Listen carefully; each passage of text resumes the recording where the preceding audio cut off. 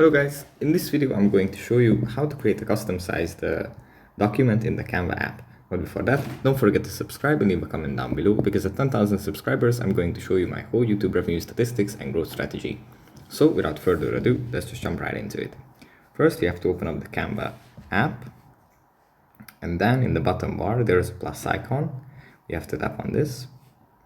And here we are offered a list of different kinds of formats that we can use and create in. But we have to choose the custom size from the top. And here we can set the measurement to be either pixels, inches, millimeters, or centimeters. Let's set it to millimeters. And then we can type in the width of the document and the height of the document. And then create new design. Then the app is going to load and create the format we wanted to create. And we have to wait a bit, but after it's done, you can start creating. So that's pretty much it for this video. Hope it was helpful for you guys, and I'll see you in the next one. Bye.